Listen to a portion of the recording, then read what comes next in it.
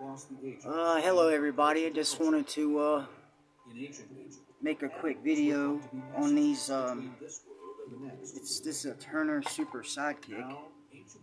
I purchased this at a Hamfest for like I think a couple bucks. I don't know, maybe a flea market. I'm not sure, but it was very cheap. And the person I got it from left the battery in there, so as you can tell, it's corroded massively. And it's the original thing, so I know a lot of people probably know how to do this and don't really need to know, but just being that someone out there might, I wanted to go ahead and show. And also, since we're at it, I want to show you the Weller tips. As like Paul from Carlson's Lab says, the best way to keep these going is just to get some copper wire and make one yourself. And it's really simple. You can kind of make it however you want. It'll last about as long as the original style, and it's the best way to go because it's easy to get some Romex or whatever wire, and I think they work better than the original. You know, the tips are thinner at the end, and so it doesn't necessarily hold the heat that the original one does, but I think that the reason, being it holds so much heat, I think it actually wears it out quicker too, but I guess it's all kind of however you prefer. But anyway, there's 4 screws on the outside of this plate that hold this Turner in, and then there's 3 plates on the circuit board, right? 3 screws on the circuit boards right here. And while I'm at it, I usually take some alcohol, isopropyl, and maybe even a little WD-40, because Paul from Mr. Carlson's Lab told me about that deal. Using WD-40 works really, really good. Makes them shine like brand new, and then I clean that off with a little bit of isopropyl alcohol. So just make sure you can see good. Alright, so anyway, instead of splicing wires together, I usually like to just take it from the circuit board. So I got my little solder sucker out and pulled that red wire loose, and if you have a bad time remembering stuff, you can go ahead and put the new one back in if you want. Which I got, like the little cheap plastic covered ones. They're better than those old ones. I like the way the old ones look, but, there's a trade-off, so. And for the fact that I'm not even going to attempt to try to save that thing, because it's toast. I use this flux right here for like cleaning pipe or whatever, Dutch Boy, but it works really good for just regular soldering and stuff. I like it personally. So, and if I have wire, I might pre-tin them first, but being that this is so small and clean wire, I'll just go ahead and apply some flux to it, and then I'll solder it down. And a lot of times, you don't want to use this big heavy-duty welder, but this is a pretty big pad, and I got it on low. So, and all of it goes together, so just like that, bam.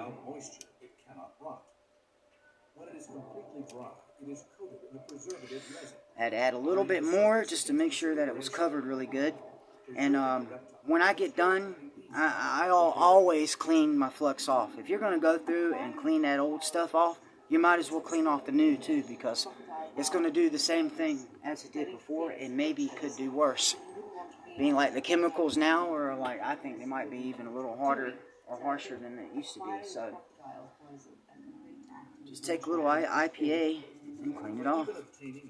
And at first I'm just going to wipe it off, but I will come back with some IPA in a second and clean this whole board up before we close it back. But man, look at how good that looks. Yeah, so the new one has already been wired in. I wish I had pushed it in a little farther. Let's go ahead and do that. And people would say, you don't need to do that, but why not? I am a stickler, and I mean a stickler for doing a good job. Why not? Why not do a good job? Everybody else, there's enough people that don't do a good job. So anyway, now that wire's nice and tight, and I'm happy. So to get to the negative end, alright, I'm going to cut the TV off. I'm very sorry about that if it was distracting anybody or you couldn't hear me good. There's 2 screws that hold this little lever on, and Some people were good enough to go ahead and just, you know, desolder it while it's still in there, but I don't like to make it burn the wires up and all that stuff. You know, that's how you create problems in the future, or shorts. So I just go ahead and do it the right way, which I think is to unscrew it, and bam, she didn't even attempt to hold on. Haha. That come right on out of there. Good job, good job. So, I got my wire here. I will go ahead and pre-tin this one because I got plenty of room. And it's not like it's going into a board. It just makes that solder just stick to it really good. Sorry about that language.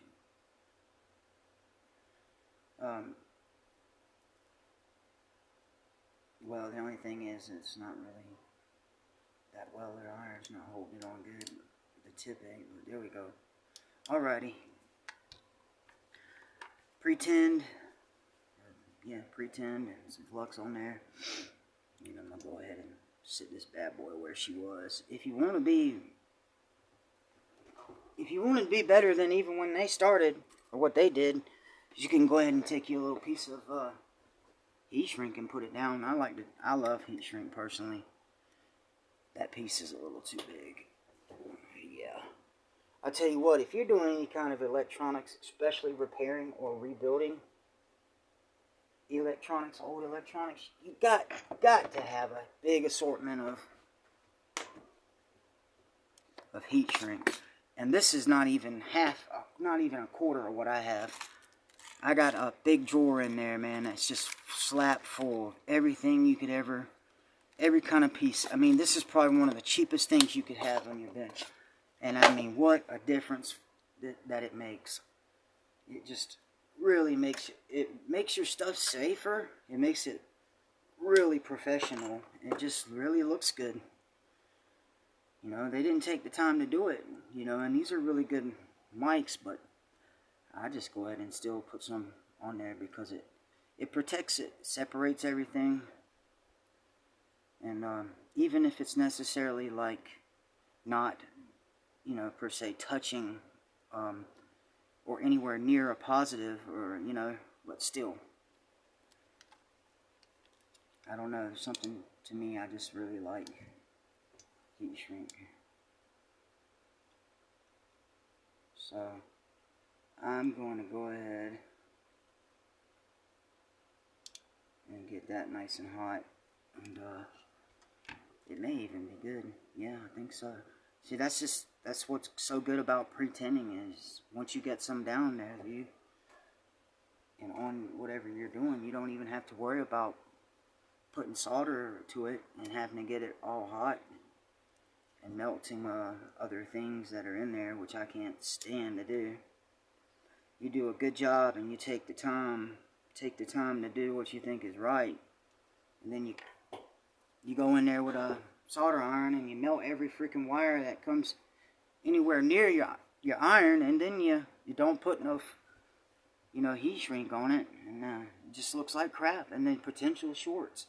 So anyway, this is the difference. Go ahead and move this slowly. I don't have a really good camera going on. I hope you can see that good, but yeah, I know this is off my tablet. So anyhow, I am gonna go ahead and eventually, later on, I'm gonna replace these electrolytics on here just because they're old and I have so many of them. But for now, I'm gonna put it back together, and there you go. If you want to change out your old plug-in for your 9-volt battery, that's all you have to do. Everything is soldered nicely, heat shrinked up here.